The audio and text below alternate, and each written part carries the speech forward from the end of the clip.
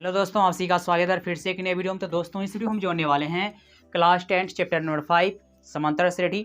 उसका कुछ क्वेश्चन इस वीडियो में हम हल करेंगे। तो चलिए जानते हैं कौन सा क्वेश्चन है। तो सबसे पहले हम उसका फॉर्मूला लिख देते हैं। यहाँ पे ए एन बराबर हो जाएगा A plus N minus one into D. ये हो गया इसका फॉर्मूला SAP में।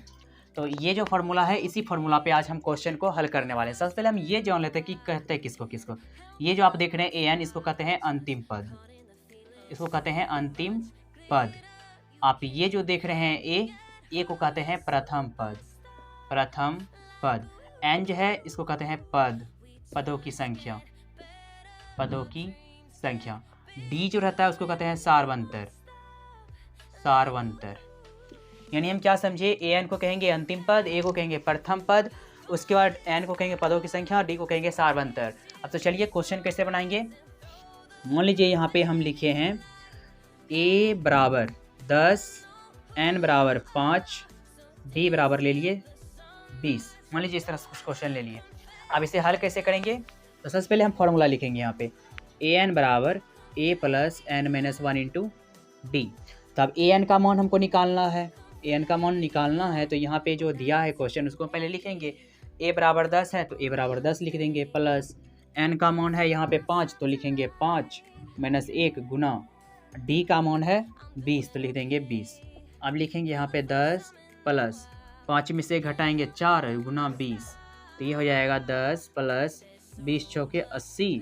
तो 80 10 मतलब 80 और 10 हो जाएगा 90। ये हो गया इसका आंसर। इस तरह से हम निकालें। अगर बात करें डी निकालने का, एन निकालने का, ए निकालने का, तो कैसे निकालेंगे। तो मान लीजिए क्वेश्चन में आपको दिया रहे ए एन बराबर 5, ए बराबर 5, एन बराबर 5, तो आपको कहेगा डी निकालने। तो आराम से निकाल लीजिएगा, क्योंकि 3 को चीज़ दिया हुआ है तो एक आराम से निकल सकता है। तो हम आगे देखते हैं कुछ क्वेश्चन जो कि बोर्ड एग्जाम में भी डायरेक्ट पूछा गया है, तो उनके बारे में भी जानते हैं और कैसा कैसा क्वेश्चन होता है उनके बारे में भी देख लेते हैं।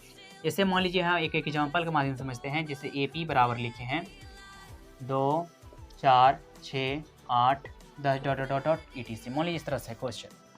इस क्वेश्चन में अगर बोला जाए कि प्रथम पद क्या होगा, यानी ए क्या होगा, प्रथम पद कैसे निकालेंगे, आगे में जो है उसको कहेंगे प्रथम पद।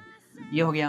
अब कहेगा दूसरा पद क्या है, तो आराम से इसको निकाल दिए कि दूसरा पद 4 है, तीसरा पद क्या है 6 है, चौथा पद है 8 और पाँचवा पद है 10।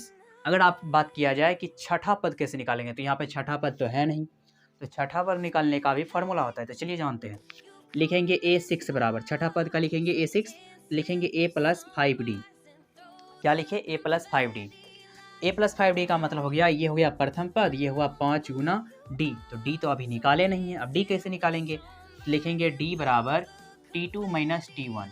कहने का मतलब हुआ सारवंतर बराबर होता है दो पदों के बीच का अंतर, यानी दो जो पद है उसके बीच का अंतर को ही सारवंतर कहते हैं। तो 4 में से जब 2 घटाएंगे तो बचेगा कितना, 2। ये हो गया आंसर। तो यानी कि हम डी भी निकाल लिए, ए भी है मेरे पास, तब आराम से बनेगा। चलिए जानते हैं। तो ए का मान है 2, लिख दिए 2, फिर बीच में है प्लस तो प्लस दे दिए। 5 गुना डी का मान कितना आया 2, तो लिख दिए 2 प्लस 5 गुना 10, 10 में जब 2 को जोड़ेंगे तो हो गया 12।